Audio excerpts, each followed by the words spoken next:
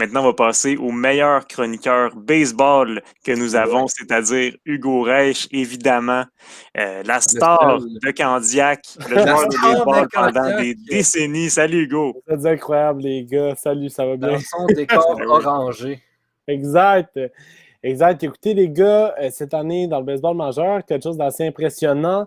On n'a aucun nom pour l'édition 2021 des transitions au Temple de la renommée.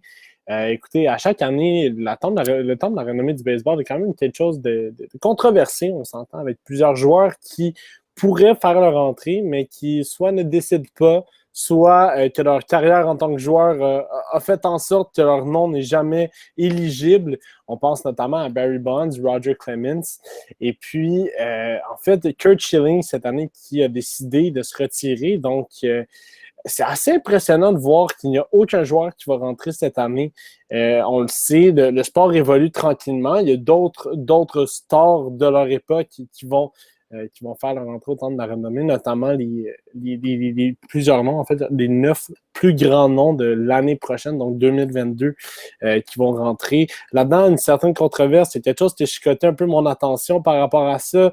On parle souvent de Barry Bonds, comme quoi le fait qu'il ne soit pas au Temple de la renommée, justement, c'est quelque chose d'assez impressionnant, d'assez remarquable de ne pas voir un athlète de la sorte dans le Temple de la renommée. Mais là, je vois Alex Rodriguez qui va être éligible au prochain, dans le fond, à la prochaine cérémonie ou vote pour le Temple de la renommée. Rodriguez, qui, on le sait, a avoué lui-même avoir utilisé des stéroïdes ou des médicaments pour améliorer ses performances. Donc, assez controversé. J'aimerais savoir votre opinion là-dessus, les gars, sur le fait justement qu'on est assez... on accepte la carrière d'Alex Rodriguez en tant que tel, en étant conscient qu'il a consommé des substances. Ben écoute, je ne veux pas faire un mauvais parallèle ici, mais on a beaucoup de cas là, dans les différents sports. Là, on peut prendre l'un des plus grands, par exemple, Lance Armstrong. Là. Si tu veux un cas de dopage dans lequel où on a accepté sa carrière, on n'a quand même pas enlevé ce qu'il a fait, ben c'est bien lui. C'est un peu dans le même cas du côté de Rodriguez.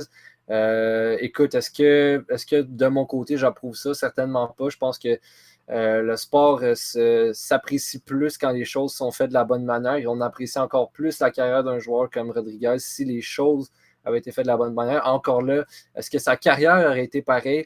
Ça, personne ne peut le dire, mais écoute, moi, c'est certainement pas quelque chose que je vais cautionner. Je sais pas de ton côté, Éloi. Moi, je suis pas vraiment d'accord avec toi. En toute honnêteté, selon moi, Barry Bonds devrait être au Temple de la renommée. Pete Rose devrait y être aussi. Ça, c'est pour des paris là, et non pour les stéroïdes. Mais selon moi, écoute, à l'époque, c'était une certaine culture là, qui était là. Tout le monde soit en prenait ou tout le monde avait l'option, disons, d'en prendre. La Ligue faisait pas grand-chose par rapport à ça. Le commissaire à l'époque, Bud Selig, est au Temple de la renommée actuellement, mais Bud Selig n'a jamais vraiment essayé d'empêcher les stéroïdes avant que le gouvernement américain s'empare de la situation. Là. Mais en réalité, c'est parce que la MLB avait besoin de coups de circuit, avait besoin de gros cogneurs. Donc, ça a vraiment aidé le sport pendant plusieurs années difficiles après le long lockout de 1994.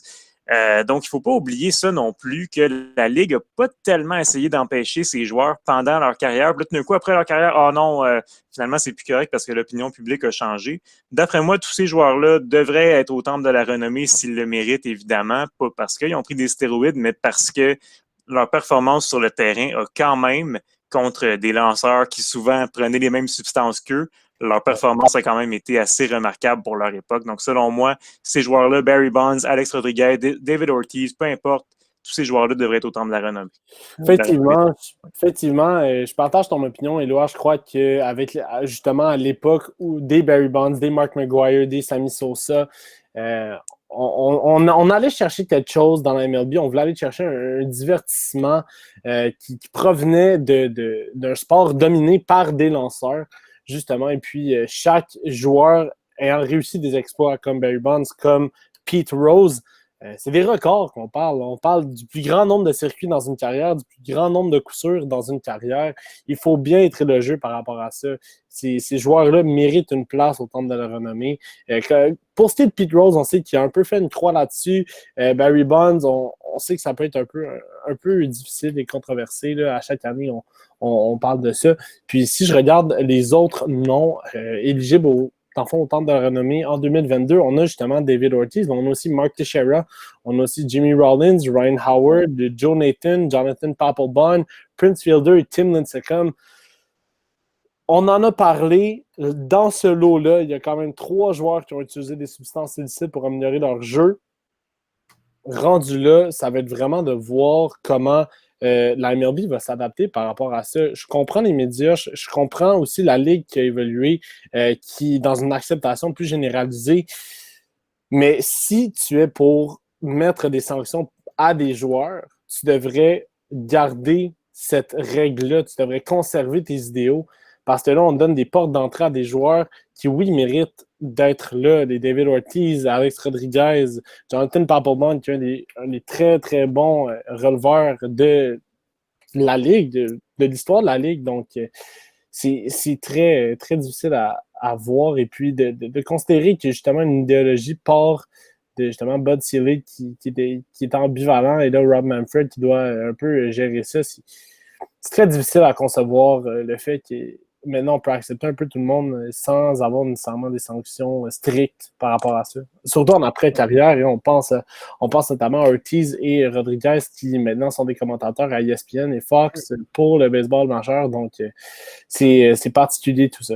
Oui, tout à fait. Puis écoute, moi, ça me chicote vraiment de voir que Barry Bonds, à chaque fois, n'est même pas si proche que ça d'être élu. Tu sais, veux pas, là, t'as beau prendre des substances, mais tu deviens pas l'incroyable Hulk du jour au lendemain non plus. Puis ça améliore pas ton élan non plus, ça te donne juste plus de masse musculaire, dans une certaine mesure, évidemment. Donc, il fallait quand même qu'il y ait un élan assez incroyable. Il y avait un coup de bâton là, splendide, même bien avant de prendre n'importe quelle substance là, au début de sa carrière. Donc, pour moi, ça reste un joueur extraordinaire. Puis, à un moment donné, il a décidé, bon, ben moi, je vais vouloir cogner des circuits plus qu'autre chose. Puis, il a fait ça, évidemment, mais là, aujourd'hui, il en paye le prix. Selon moi, c'est quand même un des meilleurs joueurs de l'histoire du baseball, peu importe ce qu'il a pris. Mais Hugo, l'an prochain, est-ce que tu penses qu'il va y en avoir des joueurs ou est-ce que tu penses que ça va encore être les relents de l'ère des stéroïdes qui vont faire en sorte que les journalistes vont être frileux à élire des joueurs autant? Personnellement, je crois qu'il devrait y en avoir. On parle d'une tradition qui est présente depuis des années et des années. C'est important. Le temps de la renommée, autant au hockey qu'au basketball, qu'au football, qu'au baseball, il doit évoluer. Il y a une compréhension des époques.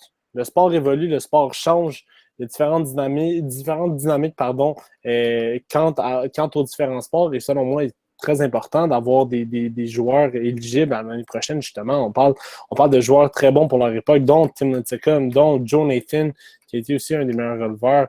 Être capable de voir et de reconnaître les efforts de ces athlètes-là, comme tu l'as si bien dit, Éloi, le fait que oui, parfois, certains joueurs ont utilisé ces substances-là, mais tout le travail derrière, justement, leur élan, que ce soit leur motion, c'est des performances qui viennent d'eux naturellement, si je pourrais dire comme ça.